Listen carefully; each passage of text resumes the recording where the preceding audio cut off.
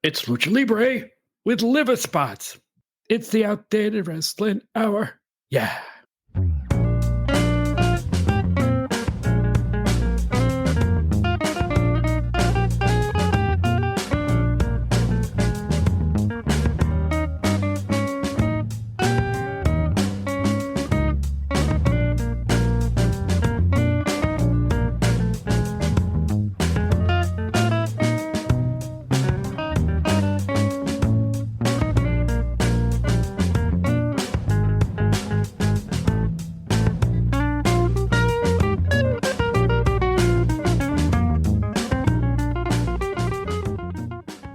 Well, hi, everybody, and welcome back to the Outdated Wrestling Hour. It's Bob Smith, the former managing editor of Pro Wrestling Illustrated and all those other wrestling magazines you don't read anymore. How's everybody doing? I'm hoping that things are going well for you all out there. We've had a run of successful shows here, and tonight our guest is going to be Cary Silkin, who you know best as the owner of Ring of Honor Wrestling. But we're going to go over a bunch of esoterica and old stuff on this show, and we think you're going to enjoy it. But in the meantime, people keep asking me, Bob, have you seen this? Have you seen that? In wrestling, I can't believe what I'm watching. We had a cocaine sniffing angle in something called the NWA. And more recently, we had again, this is probably a few weeks ago by the time the show comes up, but we had an incident in death match, Texas death match, where one wrestler drank the blood of another one. Just let the blood pour into his mouth, and then he spit it into the air triumphantly.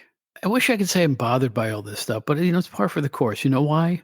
Minor leaguers are going to minor league. They can't help themselves. We're going to top everything. You don't top nothing. I'd rather watch Tony Altomare put a headlock on Bobo Brazil. But anyway, you know what does bother me? I'll tell you what bothers me. Guard Dog. As I sit here talking to you in the Mutts comic strip, Guard Dog, its owner has left him. The bastard chained the dog up outside all the time anyway. But now the guy abandoned his dog. And as I speak to you, Guard Dog is just laying outside and he's getting weak. He's hungry and he's thirsty and he has no one to love him. And he's laying on the ground moaning. And in today's strip, Mooch and Earl, the dog and cat, are running to go see him, not knowing what's going on. Ask anybody who reads the funnies. Everybody in the world seems upset about Guard Dog. All of us comics fans. I know this has nothing to do with wrestling, but you know what? That strip is way more realistic than AEW or the NWA. So there. Anyway, let's get on with the festivities. I'm very proud to have Cary Silkin on today's show. This is going to be quite different. Enough of my yakking. Here is Cary Silkin.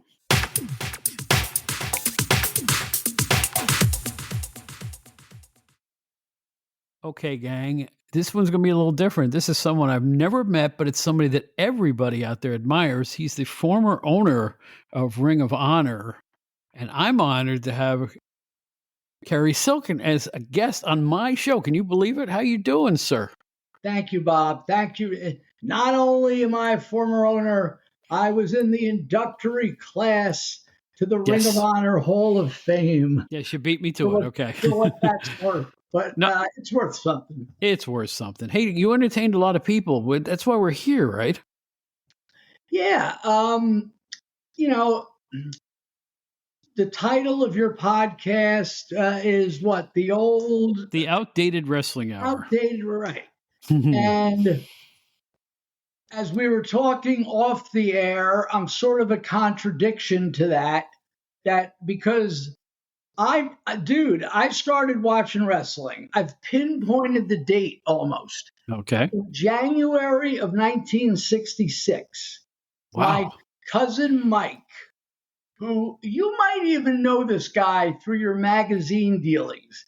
He used to work for Sterling McFadden, which distributed tons of magazines. Oh, yeah, that's right. Okay. Like Teen Beat and 16 and Country Western this. And in the later stages, they own the Wrestling World title. Okay. We're talking about the late 90s. But I started watching wrestling in early January of '66. Once again, my cousin Mike told me, "Oh, you got to see this." It was on Channel 5. I was a Central Jersey guy, so we had good old Channel 5. This is not the same station that's on today, but regardless. So when I got turned on to wrestling, it was Saturday nights for 2 hours, not 1 hour, 2 hours from the wrestling capital of the world, Washington, D.C., with Ray Morgan. Man. And I watched that show, and immediately I was hooked. And where I grew up, which was Union County, New Jersey, I quickly discovered the wrestling magazines. And I found a ring wrestling magazine at this one candy store, soda fountain kind of place. But that was the only title they had. And then when I went into downtown Cranford to some other confectionaries, I saw Wrestling Review. Okay. I saw Wrestling World. And shortly after that, Inside Wrestling and The Wrestler. And I continued, despite, the feeling, I'm sure you know the feeling of you like wrestling, but no, everyone's, oh, you like that junk. So, right. So I stuck with it. Through a lot of ups and downs, and I went to a lot of shows at the Garden. And they used to have the blue law that right. They not only for boxing and wrestling, you had to be 14 years old, and no lady wrestlers, no gimmick matches. So for my 14th birthday, my dad, God rest his soul, he was a good guy. Did he like wrestling? Hell no. I like real sports like the Yankees and the Knicks. But Bob, for my 14th birthday, he took me to Madison Square Garden. And it wasn't my first live show, but that was my first live show at the Garden. And if you look up November 15th, 1971, that was Pedro Morales defending his title against Freddie Blassie. It was Freddie Blassie's last one in New York. Now, we go to the show, and the crowd was 80, 90% Latino, probably majority Puerto Rican. It's the way it was. And I liked the bad guys.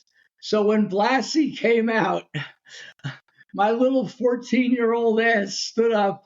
I'm like, my father grabs me by my jeans. He goes, "Sit down, you're going to get us killed here." He was right.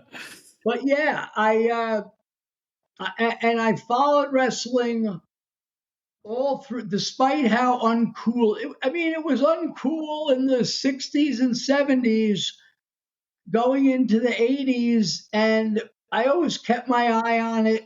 I went to a lot of shows during the Billy Graham era, during Bruno's second run, onto the Bob Backlund era, and when PWI came out in a very pretty glossy form, this was really unique because I was used to the pulp magazine, right? Mm-hmm. The pulp magazines, which were fine, but I learned from Dutch Mantel, who I've gotten to know over the years, and he about 25 years ago he goes, "Cary, anything, a true wrestling fan, anything on it that says wrestling, they're interested in. If a piece of paper is blowing down the street and it says wrestling, they want to know what's going on." So here we are. That is absolutely true. Couple of points you made. Number one, I always say that when I was a wrestling fan, I saw my first card around 74. It was like a little secret society with me and my friends. We didn't tell everybody we were doing it, but we were doing it because it wasn't cool. You nailed it. You know what I'm saying? But we loved it, and we went to every show we could. But we didn't make a big deal about it in school because other kids would probably make fun you'd of be us. embarrassed. Yes, that's right. And, at the same time, I was going to, in the 70s, we're talking about when I was 14, 15, 16, eventually getting my license. I would go to all the rock shows. It didn't matter if it was Led Zeppelin. It didn't matter if it was Elton John. It didn't matter if it was Jethro Tull or Black Sabbath or Billy Joel. We went to everything. And because here's the thing with the music, we didn't know, except for the album cover, what Led Zeppelin looked like. We didn't know what Pink, right? And so to see them live, the kids today are spoiled. It's all instant gratification. But you know what? That era of rock and roll, I'm assuming, you're talking about the New York City area, right? Yes. That had to be a magical time because you had a thriving club scene, Bitter End and all that stuff. You had all the other great clubs. You had the outdoor shows, and everything was around $4 to $6, if I recall, in that era, right? Bob, we used to go to the Schaefer Music Festival in Central Park, right? At the Woolman Skating Rink, and it was like, I think, $1.50 for the bleachers and $2 or $2.50 up front. And I saw the James Gang. I saw Marshall Tucker with Commander Cody. I saw ZZ Top's first tour. And these were like $2 shows. The MSG shows, the Zeppelins and the Pink Floyds of the world, well, they were $7 or $8. But it was a really beautiful time. As a kid who graduated high school in 76, I would read the New York City newspaper and saw all the great artists that were there, but I was stuck in the Albany, New York area and got to see none of them. We didn't have very many venues upstate. So all you city folk, I just look back and I go, wow, what a time you guys must have had. It must have been wonderful. It was wonderful. And during all that time, I would find someone to go to wrestling with, or sometimes I'd go by myself. That much, huh? Really? Yes. I remember going by myself. I'm just trying to plug this battery in. Going by myself to see the Snuka Morocco match, the cage match where he jumped off the cage. I couldn't find anybody to go with me. So I went by myself. I bought a ticket on the street, and I was sitting 4th row at that show. Mick Foley says he was there, and Bully Ray, and they were there. Well, so was Cary Silkin. And so was the staff of PWI before I joined them at that point. Okay. I didn't join PWI until about 88. Okay. But that must have been what, 84? 80? Exactly. Oh, no, actually 83, I think. Maybe. 82 or 83, yeah, exactly. Pre-expansion. Correct. Right. I always count 84 as the expansion year in my mind's eye anyway. So I know you were in the wrestling magazines. You just fessed up to that. And what led you into the business? We'll just make this brief. What led you into the business? How the heck did you get started actually owning one of the most respected independent federations that ever worked in the United States? How did that happen? Well, hi Matthew. I actually prior to Ring of Honor, I too was a wrestling magazine guy. I had a wrestling magazine in Puerto Rico. This was 2000, 2001, Lucha Libre de Puerto Rico. Mm-hmm. And my aforementioned cousin was working as the editor of Wrestling World, and we went on vacation to Puerto Rico. And I told him, they got a really big wrestling scene here. And we went to an IWA show which was Victor Quinones, and it brought me back to the 70s. It brought me back to a simpler time. And I said to my cousin, I said, hey, maybe we could do a wrestling magazine. He goes, what are you talking about? I go, well, you're in the magazine business. You're an editor. He goes, yeah, but you're talking about distribution, translation, the layout. I said, well, do you know layout artists? Yeah. I said, did the Sterling McFadden titles get distributed in Puerto Rico? They did. So we met with the guy that was the newsstand, whatever, the king of what gets on the newsstands in Puerto Rico and the Caribbean. And it was, as you know, from the magazine business, it was no risk to them. We give them the magazines, and if they sell, they sell. So that was like my first foray in the wrestling business.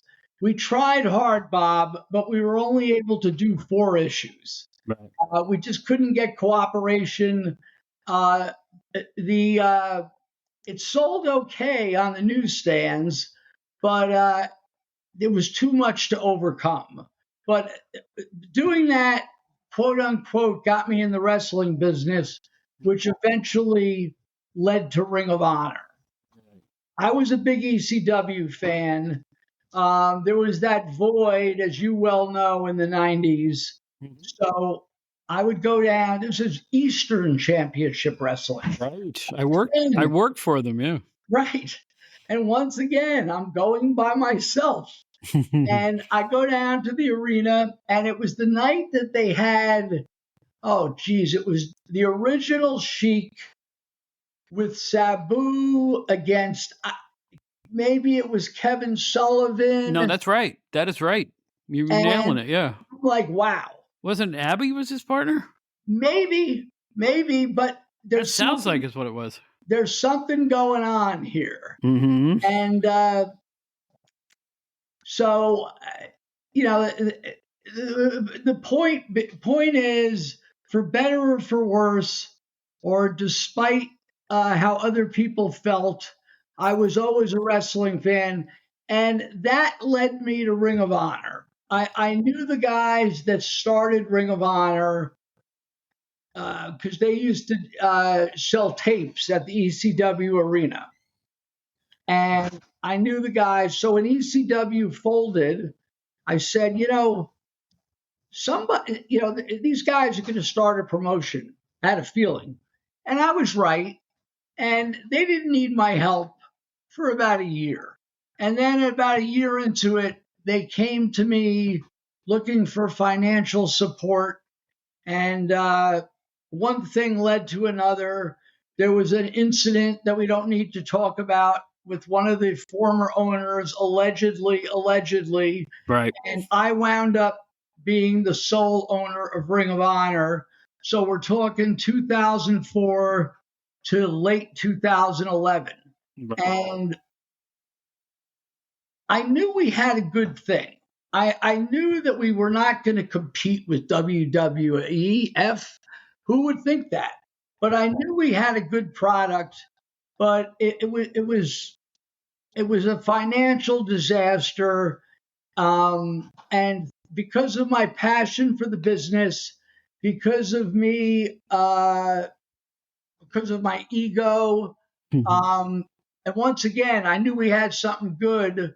I didn't let it go until I had to, which was 2011, and through Jim Cornette, who knew Gary Juster, who knew Joe Koff, I was able to sell the product.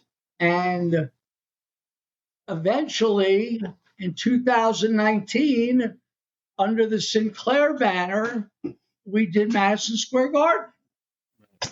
So that was pretty cool. The kid that saw Freddie Blassie against Pedro Morales, the kid that went to see the first Wings Over America concert, the kid that used to scalp tickets in front of the Garden, got to be at ringside, not only ringside, but in the ring twice at MSG in April 6, 2019. So I know I sort of went on a circuitous route there, but Right. No, but you know what? I was looking back at the roster of your people you work with.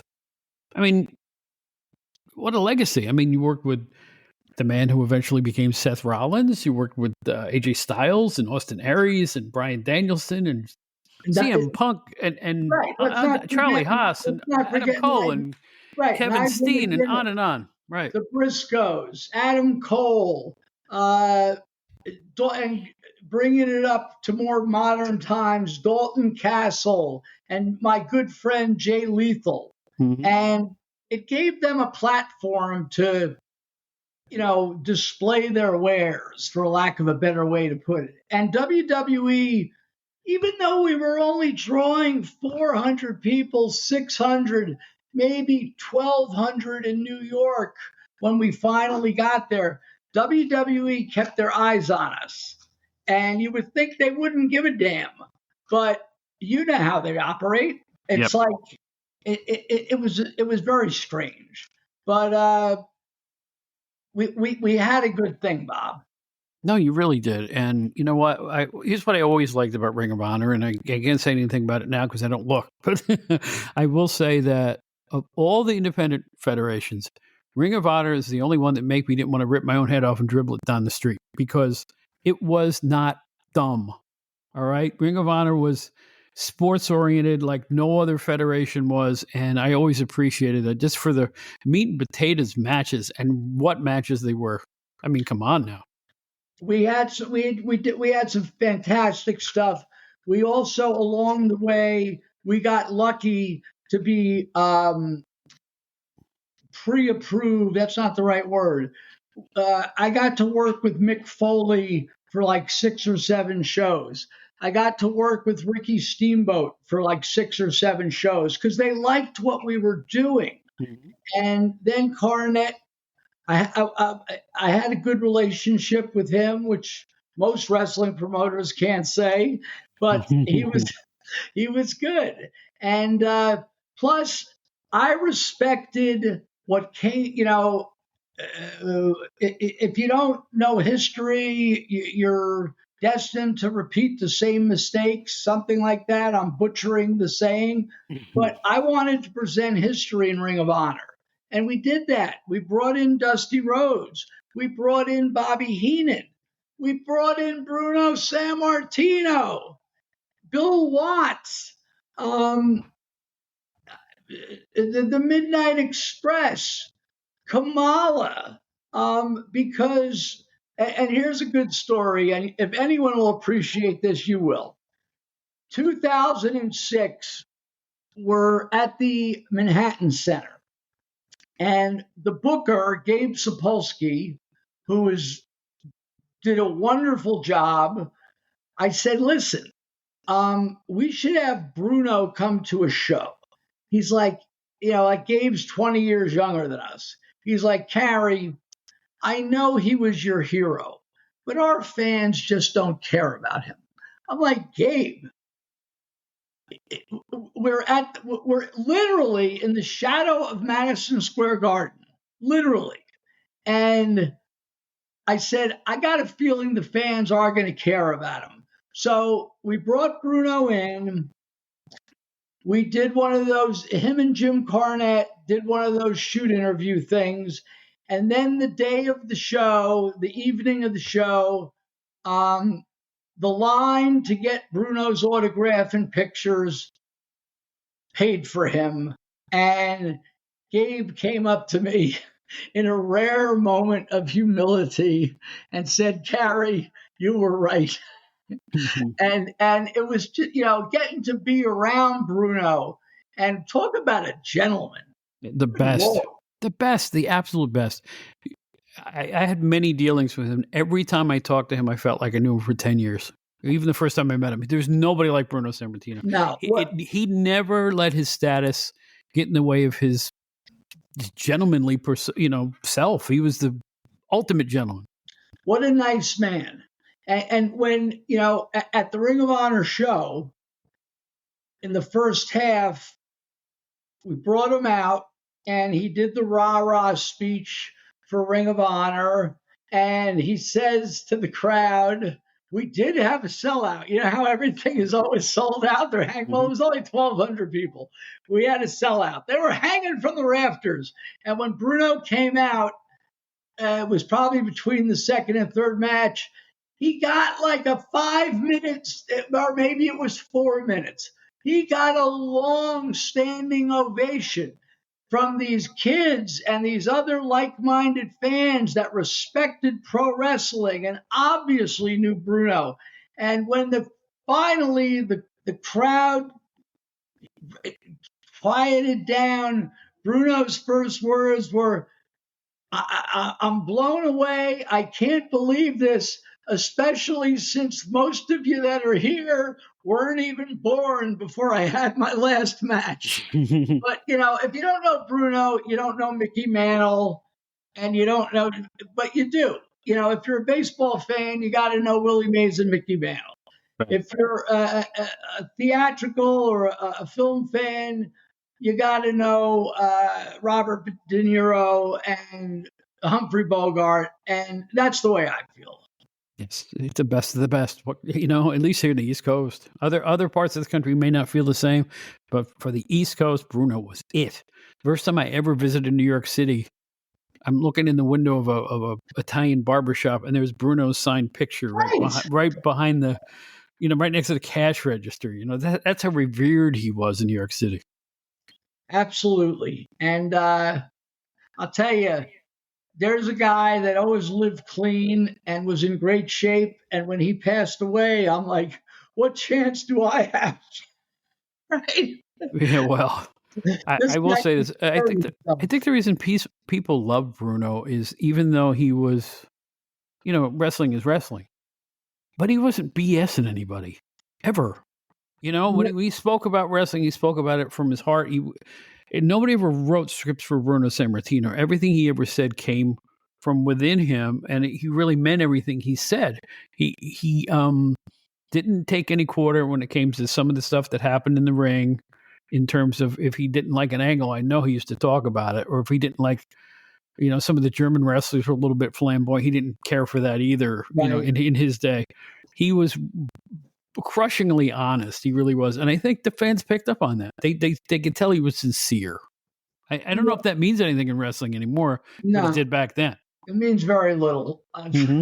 It's sincerity and loyalty are, I hate to sound like an old curmudgeon, but it's a lost art. It's a bygone trait. Another with Bruno, when we did the shoot interview with him, he and Cornette, Jim knew not to talk to him as if this was a work. Right. Bruno, and this was 2006. Bruno still represented the business like he always did. That this is sport. Right. All right. Let's do what I ask all the other veterans of the sport that I've had on the show. You know what I'm going to ask. I'm not sure. Yeah, you do. We were around that same era. You've worked in the business into the 2000s, middle of the 2000s. Then versus now. The stuff that's out now. How do you feel about it? Say whatever you want. The forum is yours, because it's like I look at some of this stuff and my mouth just hangs open. Like, where's the psychology, dude? Where is the sense of tradition and the sense of pro wrestling today? Listen, Bob, once again, I could be accused of being, we're on your podcast that deals with old school and the way it used to be. So was Ring of Honor really the way it used to be? We tried to the best of our ability. But what I'm seeing now, although the performers are top notch, absolutely, their athletics are just out of sight. Nobody registers anymore. You could get hit over the head with a brick and you're back up in 30 seconds. Right. Did that go on in ROH? not as egregiously. Right. And you don't watch the modern products? I do, unfortunately. I mean, I did something. Shoot, it was my job for so long that even all these years later, I stayed loyal to watching it. You know, Did you see last Saturday? I heard about it and saw some clips. Well, AEW had a pay-per-view, Right. and it was good. I mean, the action was good, but Ric Flair, who is involved as a manager with Adam Copeland, and the rival is Christian Cage. There was a spot in this six-way tag team match where Flair was outside the ring, and Christian Cage jumps out. Flair gives him a couple little punches, and Christian Cage goes on his knees and gives 1, 2, 3 nut shots to Flair. And Flair goes down. Well, whatever went on in the ring, 45 seconds later, the Adam Copeland team that Flair represented, they won. And Flair's in the ring, jumping up and down and celebrating. So if Ric Flair has forgotten to sell, Yeah, I mean, I hear you. I hear you. but yeah, listen, it is what it is. We're never going to turn back the hands of time. Right. And when I watch AEW or WWE, it's like watching an episode of All My Children. between Seth Rollins and Kevin Steen, Kevin Owens, and Sami Zayn, El Generico, and Adam Cole and Jay Lethal and Prince Nana and all my guys. Jerry Lynn is back. It works backstage at AEW, and I listen. It is what it is, and Right. Tony Khan's a good guy, and he's supposed to be respecting the wrestling business, but I'm not sure. But you know what? It's his thing. He's a nice man. I've met him, and look, he does what he wants to do. Yeah.